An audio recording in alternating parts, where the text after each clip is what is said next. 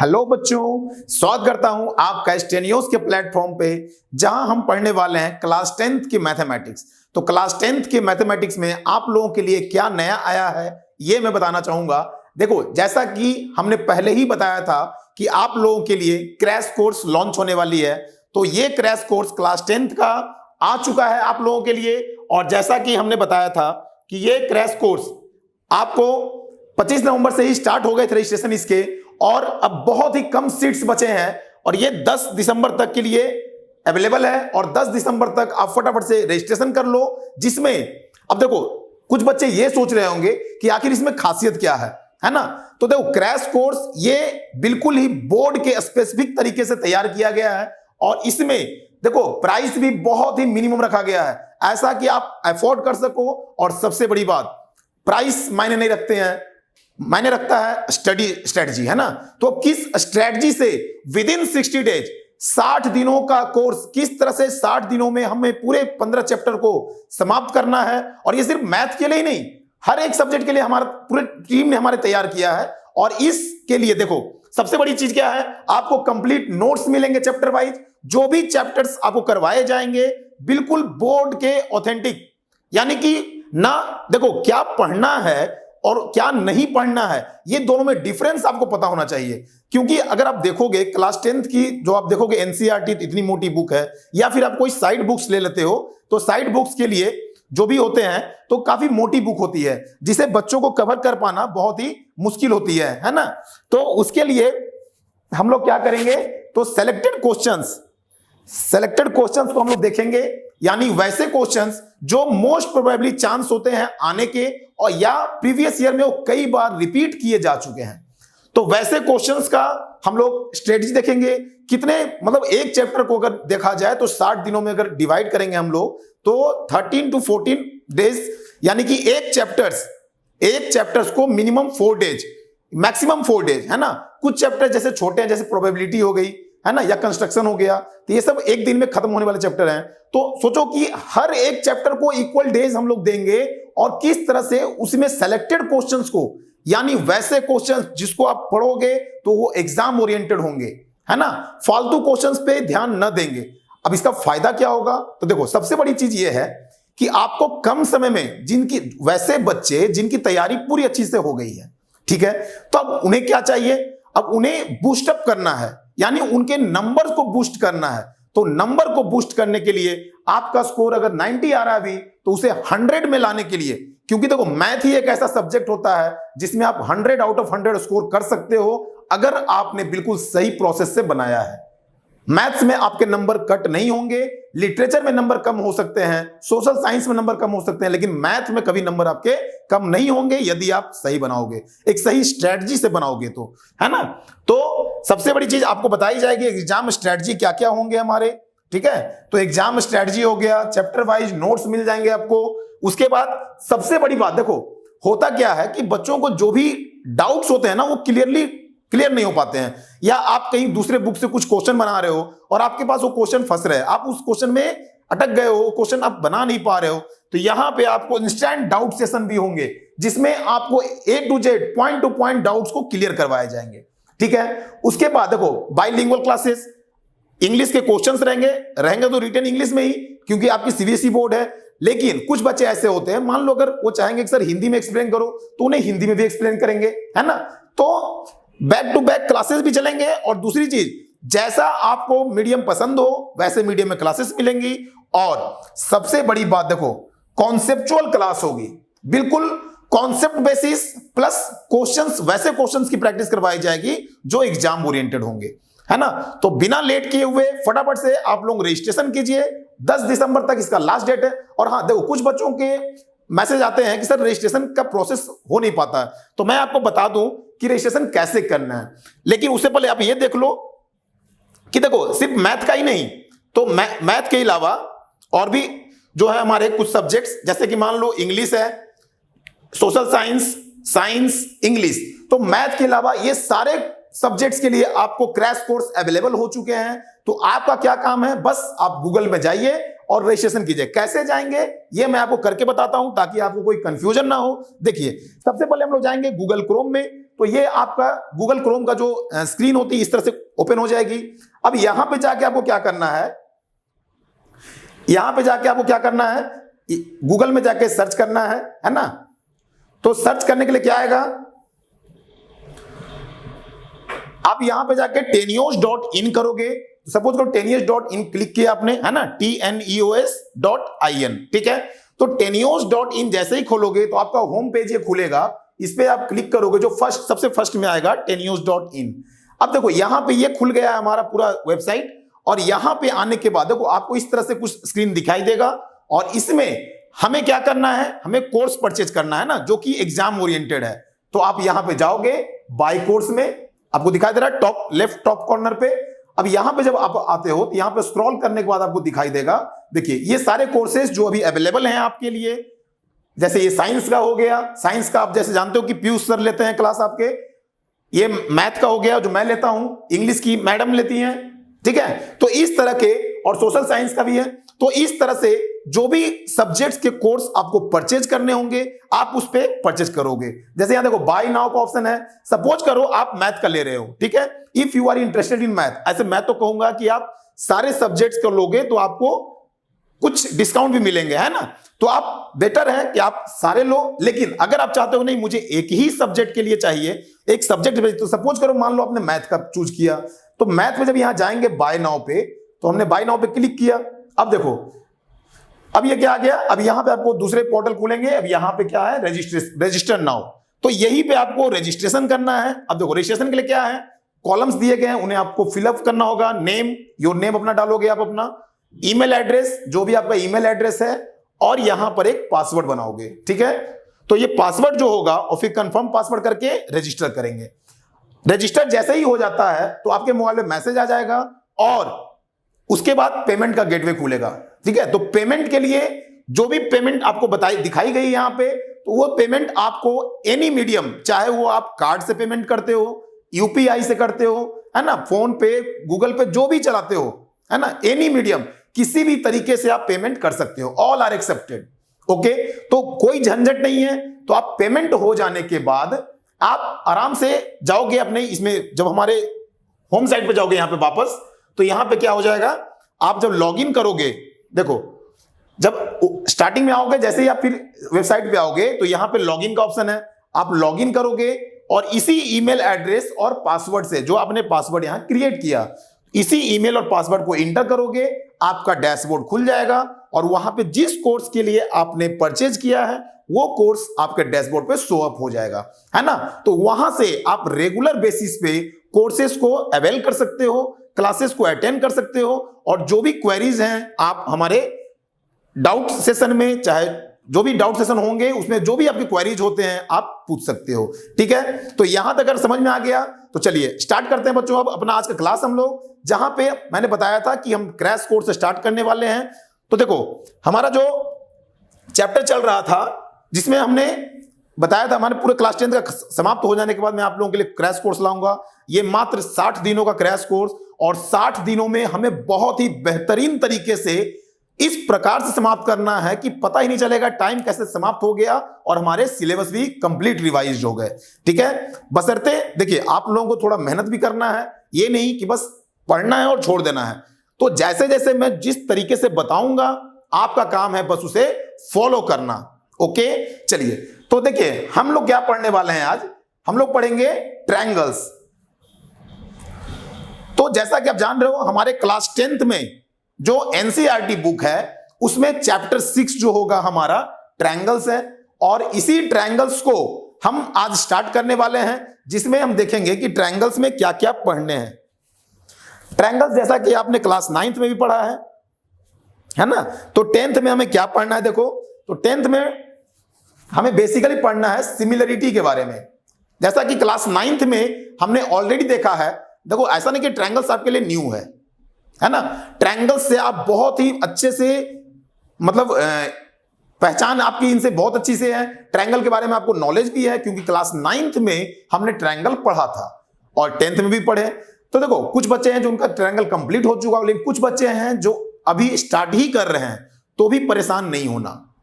मैंने क्या बताया, वैसे बच्चे जिनकी तैयारी हो चुकी है उनके लिए नंबर बूस्ट का काम करेगा, ठीक है। लेकिन वैसे बच्चे जो अभी अच्छे से इनकी तैयारी नहीं हो पाई इस कोरोना काल में, तो फिर भी वो घबराए नहीं। यहां पे आपको 60 दिनों में, मात्र 60 दिनों में आपको इस प्रकार से तैयारी करवाई जाएगी कि आपको ये कमी महसूस नहीं होगा कि हमने स्टार्टिंग से नहीं पढ़ा, ठीक है। तो ये मेरा वादा है आपसे, अगर आप रेगुलर बेसिस पे हमारे कोर्सेज को लेते हो और डेली वीडियो देखते हो तो आपका नंबर बहुत ही अच्छा होने वाला है ना। चलिए तो स्टार्ट करते हैं बच्चों अपना आज का सेशन। लेकिन स्टार्ट करने से पहले वैसे बच्चे जिनके पास नोटिफिकेशन नहीं पहुंच पाई हो, नोटिफिकेशन शेयर कर दो, लिंक को शेयर कर दो, ताकि वो बच्चे भी जान सके कि क्रैश कोर्स के बारे में और वो अपने आप को क्रैश कोर्स में इनरोल कर सके।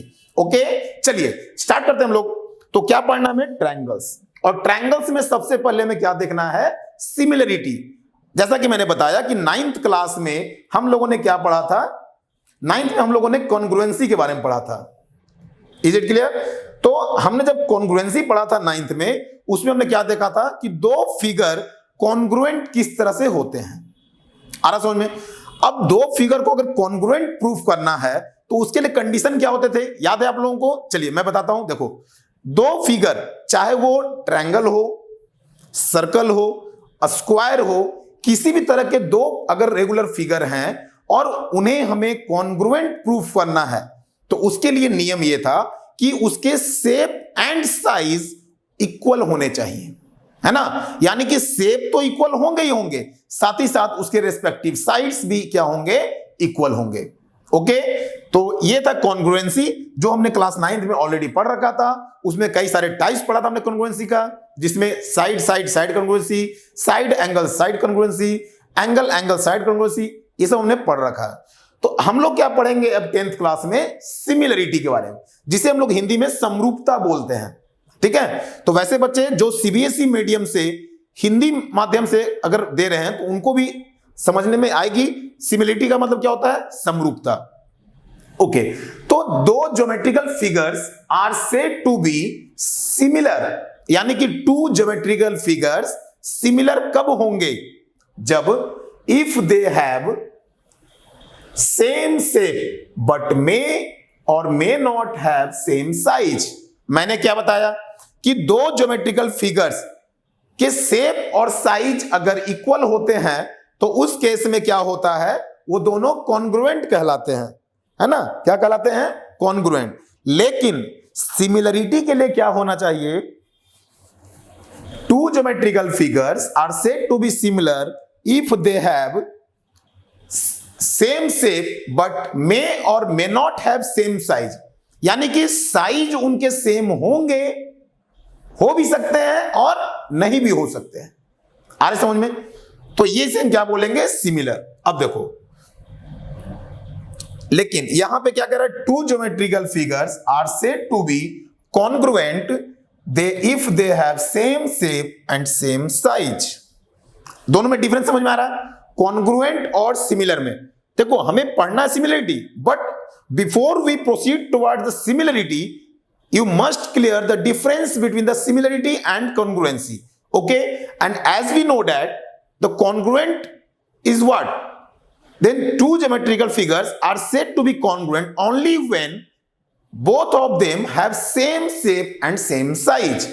And instead, when we'll talk about similarity, it means two geometrical figures are said to be similar if they have same shape but their size may और मे नॉट बी इक्वल। यानी कि shape तो equal होंगे लेकिन size equal हो भी सकते हैं, नहीं भी हो सकते। यहां तक क्लियर है? यहां तक कोई दिक्कत नहीं? चलिए आगे देखो। All congruent figures are similar but all similar figures may और मे नॉट बी कॉन्ग्रुएंट। अब देखो, मैंने भी क्या बताया कि कॉन्ग्रुएंट में शेप और साइज सेम होता है, लेकिन सिमिलर में हो भी सकते हैं, नहीं भी हो सकते। इसका मतलब यह हुआ कि अगर दो फिगर हमें दिया गया है और उनके शेप साइज इक्वल हैं तो वो सिमिलर भी होंगे, है ना। लेकिन क्या सारे सिमिलर फिगर कॉन्ग्रुएंट हो सकते हैं? नहीं। यानी कि इसका वाइस वर्सा क्या होगा? फॉल्स हो जाएगा। वाइस वर्सा इसका वैलिड नहीं होगा। आ रहा समझ में यहां तक? तो ये बेसिक कॉन्सेप्ट था हमारा कॉन्ग्रुएंसी एंड सिमिलरिटी के बीच। ओके, चलिए अब आगे बढ़ते हैं। अब देखो, अब सबसे पहले हम देखेंगे सिमिलर पॉलीगॉन्स किससे बोलते हैं। अभी हम देखा दो ज्योमेट्रिकल फिगर, तो उसमें देखेंगे सिमिलर पॉलीगॉन्स। टू पॉलीगॉन, अब चाहे वो 3 साइड का हो, 4 साइड्स के हो, 5 साइड्स के हो, पॉलीगॉन होने चाहिए, है ना। तो 2 polygons are said to be similar if, अब इसके लिए कुछ कंडीशन होंगे कि 2 पॉलीगॉन सिमिलर कब कहलाएंगे, तो if they have same number of sides, यानी कि मान लो अगर स्क्वायर है तो square is also a polygon, है ना, और यहां भी एक स्क्वायर है, तो सबसे पहला चीज क्या होना चाहिए, दोनों के सेम नंबर ऑफ साइड्स होना चाहिए। ये नहीं कि अगर एक स्क्वायर है आप दूसरा पेंटागन ले लो, तो ये दोनों कभी भी सिमिलर होंगे ही नहीं, क्योंकि साइड्स ही इनके अलग अलग हैं। आ रहा समझ में। तो अगर साइड्स के नंबर इक्वल हैं, यानी कि ये क्वाड्रिलेटरल है 4 साइड्स का, तो अगला जो ज्योमेट्रिकल फिगर जिससे हम कंपेयर कर रहे हैं वो भी कितना होना चाहिए, 4 साइड्स का। आ रहा समझ में। नेक्स्ट पॉइंट क्या है, there corresponding angles are equal, यानी अगर इनका फर्स्ट एंगल तो इसका भी फर्स्ट एंगल क्या होना चाहिए, इक्वल होना चाहिए। ओके, यानी कि नंबर ऑफ साइड्स तो इक्वल होंगे ही होंगे, साथ ही साथ उनके कॉरेस्पॉन्डिंग एंगल्स भी क्या होंगे, इक्वल होंगे। And the next, all corresponding sides are in proportional. Sides क्या होने चाहिए, प्रोपोर्शनल होना चाहिए, यानी कि उनके दोनों ज्योमेट्रिकल फिगर के साइड्स का रेशियो, उनके कॉरेस्पॉन्डिंग साइड्स का रेशियो क्या होगा, इक्वल होगा। That is they are in the same ratio, तभी क्या कहलाएगा, 2 पॉलीगॉन हमारा सिमिलर। ओके, आ रहा समझ में, यहां तक कोई दिक्कत नहीं। चलिए, तो ये था हमारा सिमिलर पॉलीगॉन्स, कि 2 पॉलीगॉन्स को हम सिमिलर कब और कैसे कहेंगे। क्लियर है। चलो आगे बढ़ते हैं। नेक्स्ट देखो, अब सपोज करो यहां पे 2 पॉलीगॉन दिया हुआ है, यानी कि कितने साइड्स के हैं, 1 2 3 4, और यहां क्या है, 1 2 3 4, यहां भी 4 साइड है। तो सबसे पहला हमने क्या देखा कि जो नंबर ऑफ साइड्स हैं क्या वो इक्वल हैं। तो यहां पे जो फिगर बना हुआ है ABCD और यहां PQRS है, तो दोनों के दोनों क्वाड्रिलेटरल।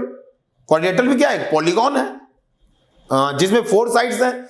तो दोनों पॉलीगॉन के कितने साइड्स हैं, 4 साइड्स हैं, यानी नंबर ऑफ साइड्स, सबसे पहले हमने क्या देखा, नंबर ऑफ साइड्स क्या है दोनों के, 4, जो कि इक्वल है ना, इधर भी 4 इधर भी 4, यानी दोनों ही केस में, दोनों ज्योमेट्रिकल फिगर में नंबर ऑफ साइड्स कितने दिए गए हैं, 4, जो कि पहला कंडीशन फुलफिल करता है। सेकंड कंडीशन हमने क्या पढ़ा था, याद कीजिए। सेकंड कंडीशन हमने देखा कि उनके कॉरेस्पॉन्डिंग एंगल्स इक्वल होने चाहिए, कॉरेस्पॉन्डिंग एंगल्स।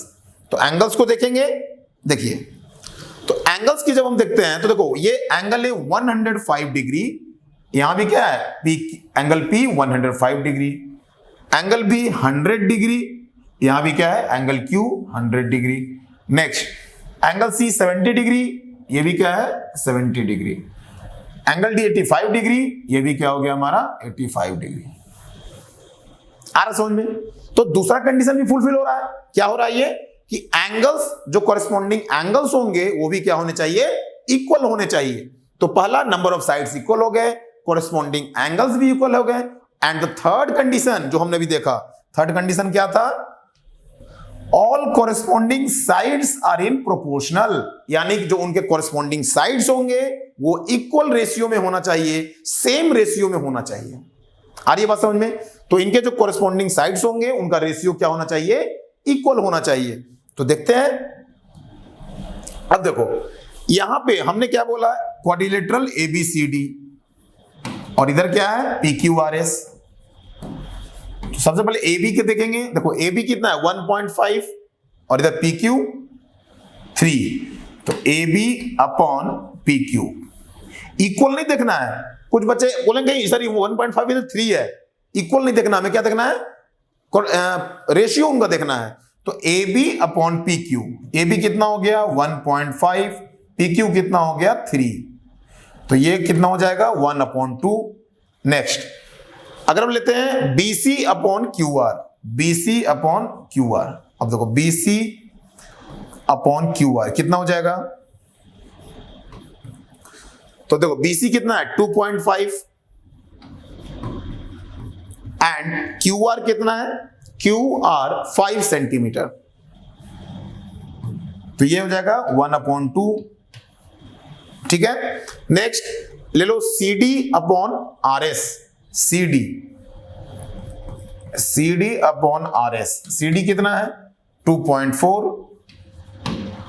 और RS कितना है तो 4.8, तो ये भी कितना हो गया 1/2। कोई दिक्कत? तो देखो 1/2 1/2 1/2 है ना। इसी तरह से फोर्थ साइड का भी रेशियो क्या होगा, सेम होगा। देखो 2.1 4.2, यानी कि इनके चारों साइड्स के रेशियो क्या आ गए, इक्वल आ गए। तो देखो हमने भी 3 कंडीशन पढ़ा था पॉलीगॉन्स के सिमिलर होने के, जिसमें पहला क्या देखा था, नंबर ऑफ साइड्स इक्वल होंगे, हो गया। नेक्स्ट क्या था, कॉरेस्पॉन्डिंग एंगल्स इक्वल होंगे, कॉरेस्पॉन्डिंग एंगल्स। नेक्स्ट जब कॉरेस्पॉन्डिंग एंगल्स इक्वल हो गए तो थर्ड कंडीशन हमने क्या देखा कि इनके साइड्स का जो रेशियो होगा वो इक्वल होना चाहिए। आ रहा है समझ में? तो साइड्स के रेशियो जब इक्वल हो गए तो इस प्रकार से हमने क्या देखा कि ये दोनों पॉलीगॉन यानी जो दोनों क्वाड्रिलेटरल हैं ये दोनों क्या हो गए, सिमिलर हो गए। आ रहा समझ में? देखो तो इसी में यहां क्या लिखा गया है, in quadrilateral ABCD and quadrilateral PQRS we have angle A is equals to angle P, angle B is equals to angle Q, angle C is equals to angle R and angle D is equals to angle S। Okay, therefore quadrilateral ABCD is similar to quadrilateral PQRS। अब देखो तो ये दोनों quadrilateral क्या हो गया, similar. Hence हम कह सकते हैं AB/PQ, BC/QR, CD/RS ये सारे के सारे का रेशियो क्या होगा, इक्वल होगा। यहां तक कोई डाउट आ रहा है बच्चों समझ में? चलिए आगे देखते हैं। अब बात आती है जो हमें क्लास 10th का सिलेबस में पढ़ना है। अभी तक मैंने इंट्रोडक्शन दिया कि सिमिलरिटी क्या होता है, how is it different from congruency. तो let us start similarity of triangles. हम क्या इसमें देखेंगे कि दो ट्रायंगल्स सिमिलर कब होते हैं। Okay, what are the conditions that are required to prove two triangles to be similar. Okay, now let us start. Two triangles are said similar if, दो ट्रायंगल सिमिलर तभी होंगे यदि उनके क्या क्या कंडीशन है। देखो पहला condition, their corresponding angles are equal.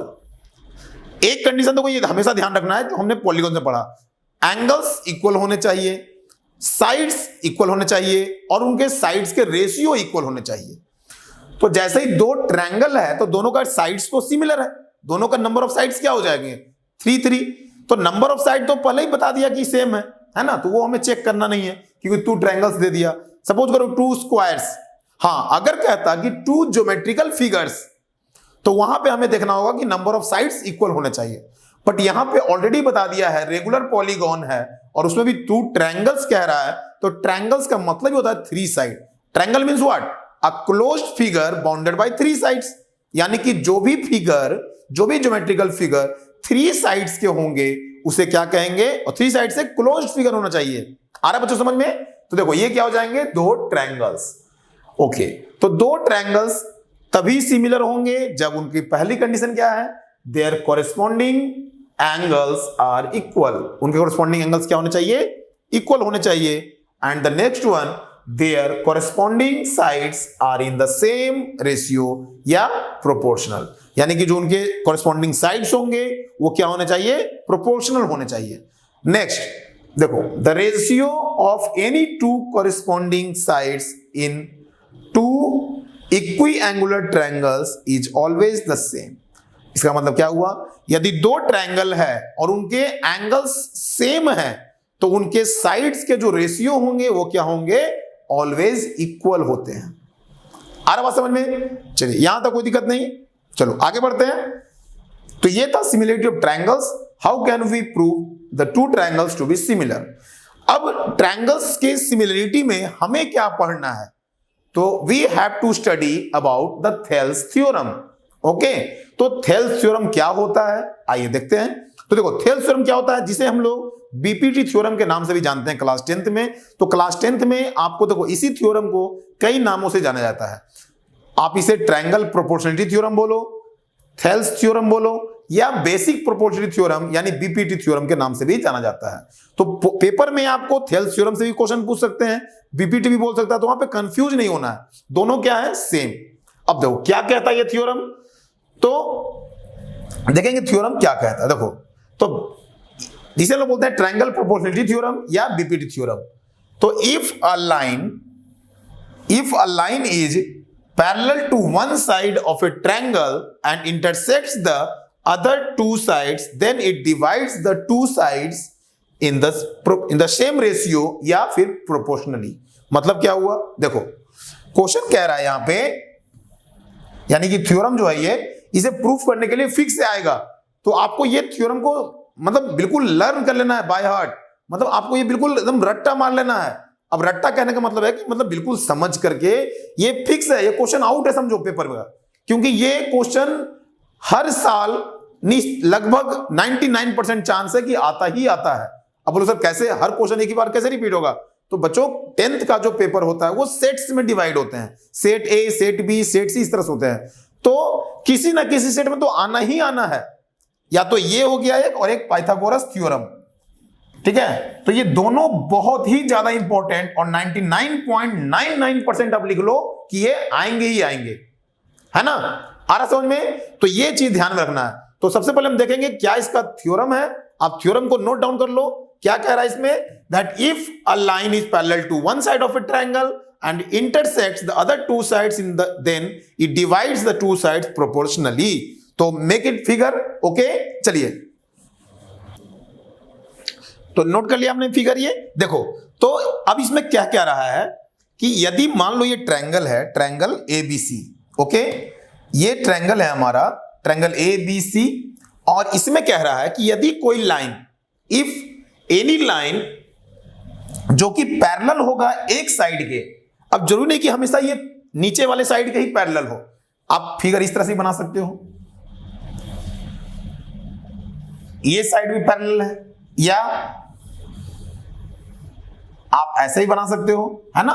तो ये कोई जरूरी नहीं कि इसी क्रोनोलॉजिकल ऑर्डर में हो, कि नहीं ऊपर का जो वर्टेक्स है उसके जो अपोजिट साइड के पैरेलल ही लाइन ड्रॉ करना है। बहुत सारे बच्चों तो बस फिगर को ही रट लेते हैं, तो ऐसा कोई कंसेप्ट नहीं है, ठीक है, क्योंकि पेपर में जो क्वेश्चन आते हैं वो इतने सिंपल फिगर वाले नहीं आते, वो इस तरह से घुमा के देंगे ताकि बच्चे कंफ्यूज हो कि यहाँ पे बीपीटी कैसे लगेगा।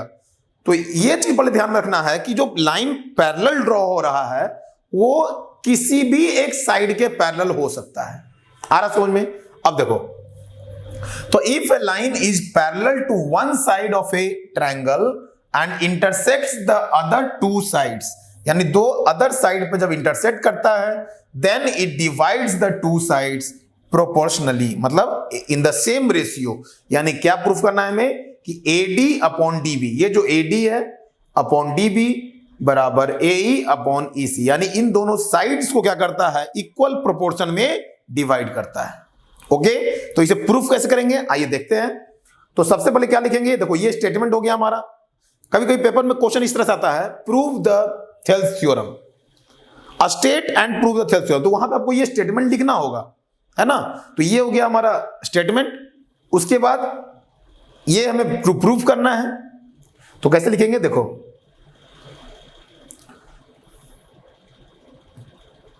सबसे पहले फिगर बना लेते हैं। देखो suppose this one is our figure of triangle ABC, A B C, ये हो गया डी ई। अब इन दोनों को क्या कर दो, ऐसे मिला दो,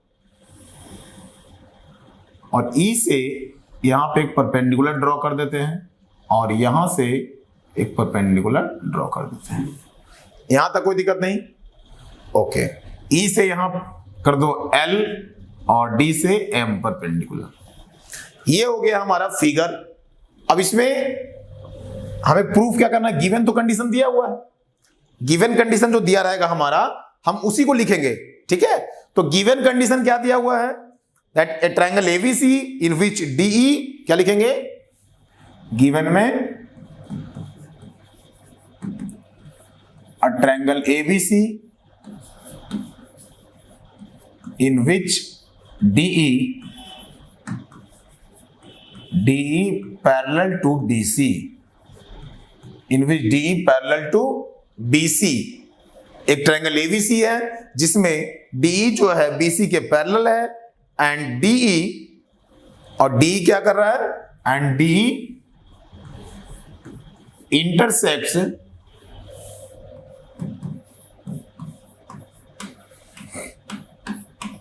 intersects AB at D and AC at E respectively.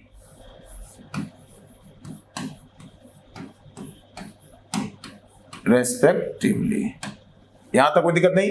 यानी ट्रायंगल ABC में DE जो है वो BC के पैरेलल है, जहां DE जो है AB के ऊपर D पे इंटरसेक्ट कर रहा है और AC के ऊपर E पे इंटरसेक्ट कर रहा है। यहां तक कोई दिक्कत नहीं। नाउ टू प्रूव क्या करना है हमें, to prove AD upon DB is equals to AE upon EC, AE upon EC। यहां तक कोई दिक्कत नहीं। नाउ अब क्या करेंगे, कंस्ट्रक्शन। देखो किसी भी थ्योरम को प्रूव करने के लिए हमें ये 3-4 स्टेप्स जो है ना, इसे आप रिमेंबर कर लो। सबसे पहले क्या लिखना है, गिवन, फिर टू प्रूव, फिर construction and then after proof. तो कंस्ट्रक्शन में हमने क्या किया, यहां पे देखो ट्रायंगल ABC दिया हुआ है और ट्रायंगल ABC में हमने क्या किया, सबसे पहले BE और DC को क्या किया, मिलाया, है ना। उसके बाद EL जो है AB पे परपेंडिकुलर बनाया और DM जो है परपेंडिकुलर टू AC। तो क्या करेंगे, join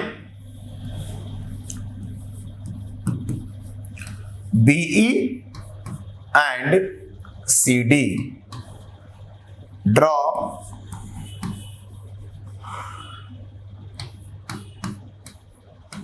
EL perpendicular to AB and DM perpendicular to AC। यहां तक कोई दिक्कत नहीं। ये क्या किया हमने, कंस्ट्रक्शन। नाउ अब प्रूफ कैसे करेंगे, देखो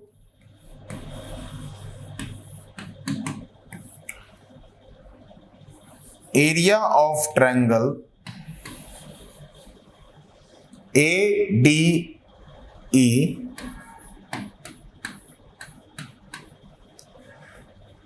अपॉन एरिया ऑफ ट्रायंगल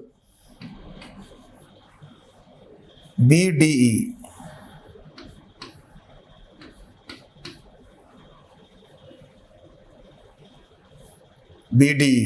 क्या हो जाएगा, देखो एरिया ऑफ ट्रायंगल ADE क्या होगा, ये परपेंडिकुलर अगर है तो हाफ बेस यानी AD, तो क्या लिखेंगे 1/2 इंटू बेस क्या है AD इंटू हाइट क्या हो जाएगा EL, है ना।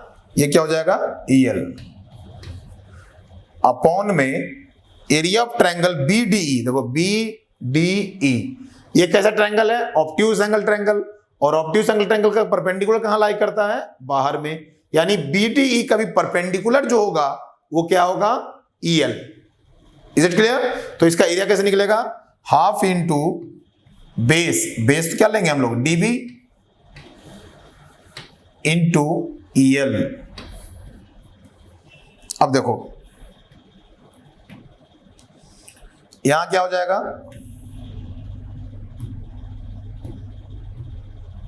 हाफ से हाफ कैंसल, 1/2 से 1/2 कैंसिल कर देंगे और EL से EL cancel, is equals to AD upon DB, और इसे मान लेंगे हम इक्वेशन 1। यहां तक कोई दिक्कत नहीं। नेक्स्ट देखो, अब सिमिलरली हम क्या करेंगे, area of triangle ADE upon ये क्या करेंगे CED। ओके, देखो क्या करेंगे, एरिया ऑफ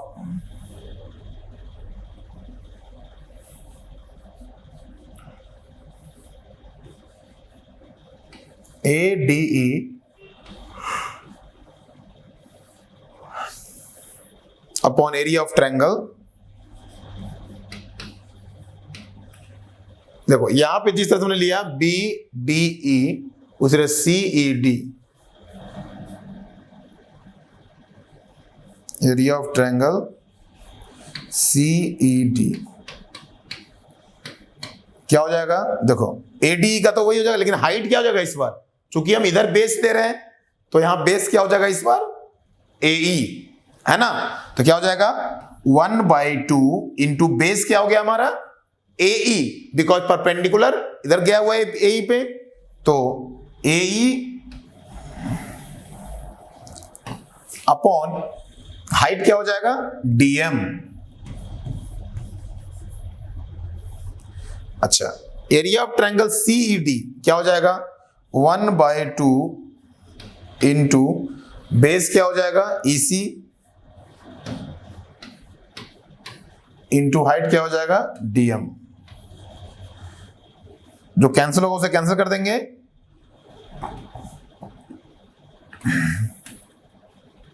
DM से DM cancel, it is equals to AE upon EC।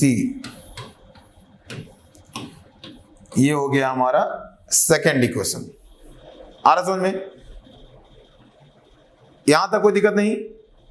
तो ये क्या हो गया? AD by DB is equals to AE by EC। यहां तक कोई दिक्कत नहीं बच्चों। अब देखो, अब क्या करेंगे हम लोग? अब यहां पे एक चीज देखो, इक्वेशन 1 और इक्वेशन 2 क्या इक्वल है? नहीं। क्यों? Because area of triangle ADE ऊपर में ये दोनों तो कैंसिल हो जाएगा, तो बचेगा क्या? Area of triangle BDE and area of triangle CED। लेकिन अब देखो एरिया ऑफ ट्रायंगल BDE, ध्यान से देखो, BDE ये ट्रायंगल जो है और CED ये दोनों सेम बेस पे है ना, बेस DE पे।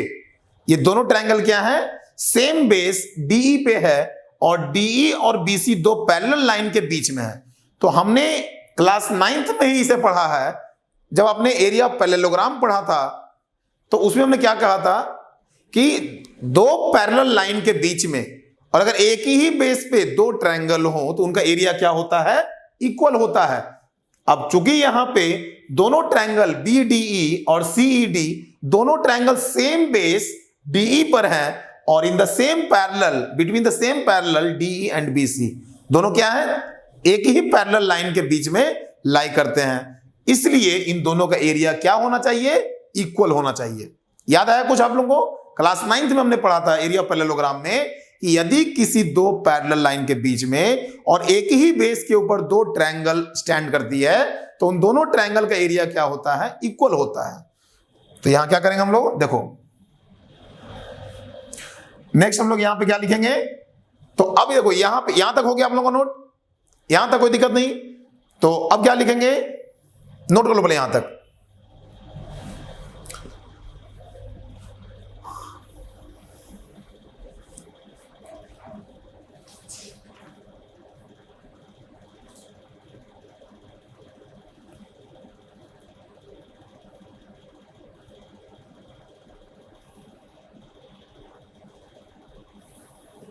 देखो अब मैं ऊपर थोड़ा सा इसको मिटाता हूं।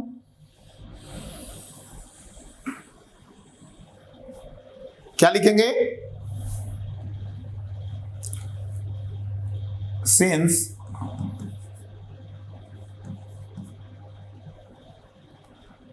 Triangle DBE, since triangle BDE and triangle CED lie on the same base,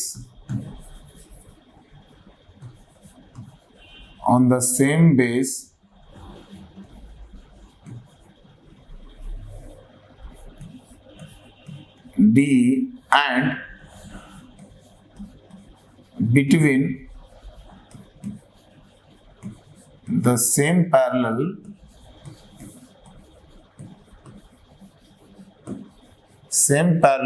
DE and BC, and between the same parallels DE and BC, यानी एक ही DE बेस पे दोनों ट्रायंगल हैं और DE और BC के बीच में क्या कर रहे हैं, दोनों लाई कर रहे हैं। तो क्या हो जाएगा, same parallel DE and BC, therefore area of triangle BDE is equals to area of triangle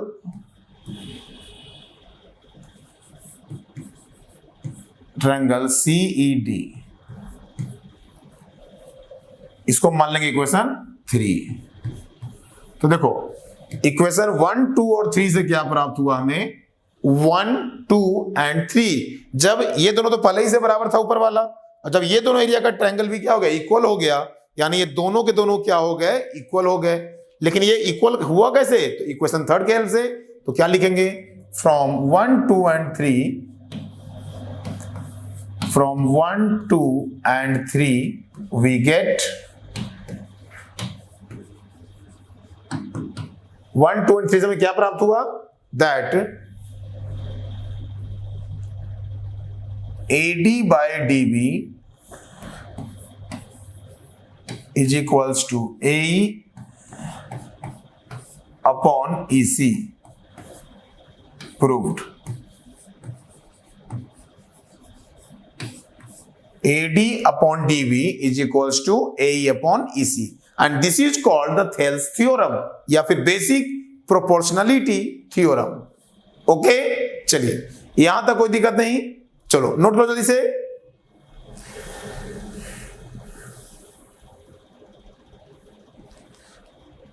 अब इसमें देखें किस तरह से क्वेश्चन इसमें पूछा जाता है।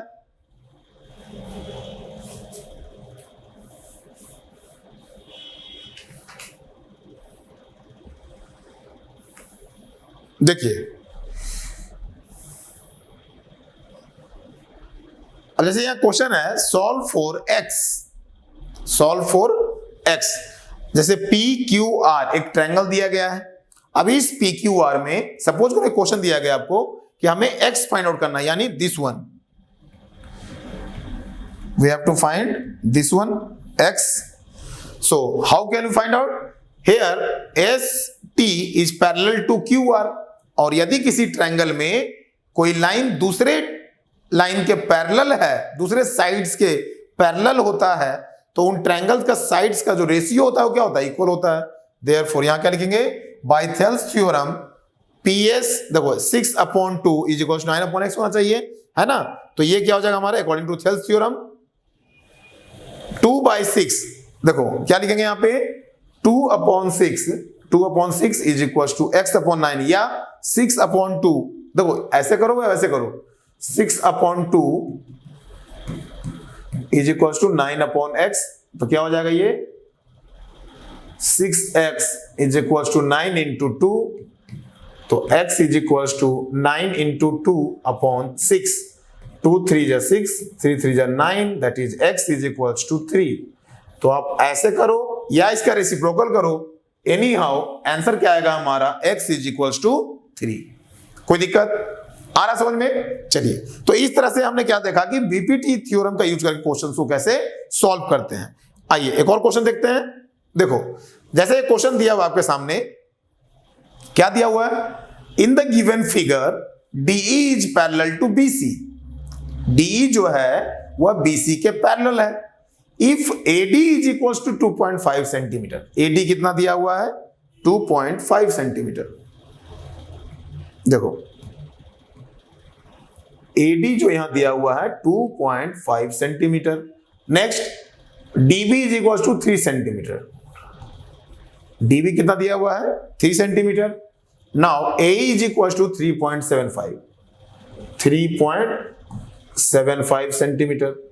फाइंड AC, तो हमें ये नहीं पता, तो सबसे पहले हम क्या लिखेंगे x सेंटीमीटर मान लेंगे इसे, EC को क्या मान लेंगे x सेंटीमीटर। नाउ सबसे पहले in triangle ABC, triangle ABC में हम क्या देखेंगे, देखो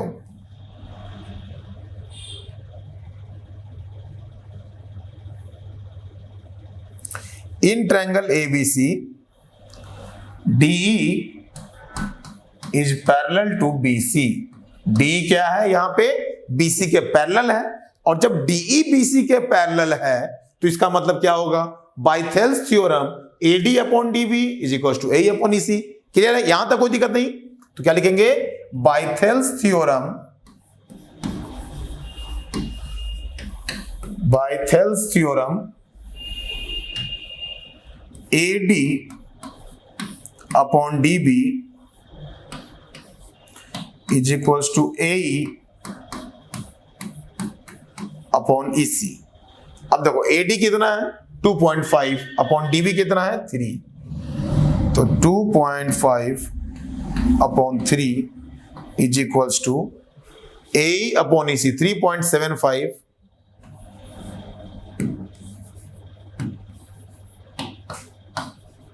3.75 अपॉन एक्स, ये क्या हो गया 3.75 अपॉन एक्स। ठीक है, अब देखो तो ये क्या हो जाएगा 2.5 into x is equals to 3.75 into 3, तो क्या हो जाएगा x is equals to here, now x is equals to what, देखो 3.75 इंटू 3 और अपॉन 2.5। नाउ अब देखो पॉइंट से यहां लिखेंगे 10 और यहां पे पॉइंट से 100, 0 से 0 कैंसिल। नाउ 25 1 जा, ये कितना हो जाएगा 15 टाइम्स में। नाउ 5 3 जा 15, 5 2 जा 10, 3 3 जा 9 upon 2, that is x is equals to 4.5 centimetre. तो x कितना हो गया हमारा 4.5 सेंटीमीटर। अब देखो जब x हमारा 4.5 सेंटीमीटर आ गया तो क्वेश्चन क्या पूछ रहा है हमें, AC, we have to find out the AC part. Here x का मतलब क्या हो गया EC, so we get EC is equals to 4.5 centimeter. Now AC is equals to what? अब AC कैसे निकलेगा,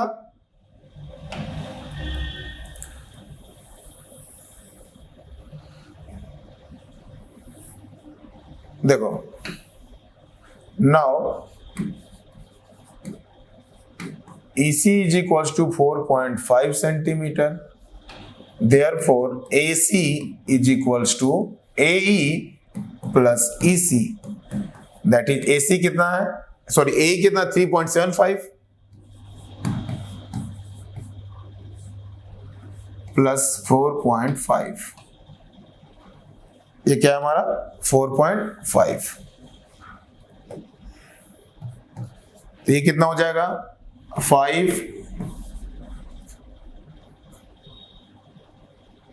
8.25 centimetre. This one is the AC। तो यहां तक कोई दिक्कत नहीं, आप नोट करो जल्दी से। तो ये हमारा है बेसिक प्रोपोर्शनलिटी थ्योरम यानी बीपीटी थ्योरम पे बेस्ड क्वेश्चंस, इस तरह से हम लोग बनाते हैं। ठीक है, तो उम्मीद है यहां तक बच्चों आप लोगों को समझ में आ रहा है, यहां तक किसी प्रकार कोई दिक्कत नहीं। तो देखो आज बेसिकली हमने क्या देखा, आज हमने देखा बेसिक प्रोपोर्शनलिटी थ्योरम क्या होता है और कैसे इसको प्रूफ करेंगे और किस तरह से उस पे बेस्ड क्वेश्चंस आते हैं। नेक्स्ट क्लासेस जो हमारे होंगे उसमें हम देखेंगे converse of BPT and about Pythagoras theorem. ठीक है, तो इसमें देखेंगे और जो ट्रायंगल से जो मोस्ट इंपॉर्टेंट क्वेश्चंस कैसे कैसे पूछे जाते हैं या फिर थ्योरम जो होते हैं वो किस प्रकार से पूछे जाते हैं। ओके।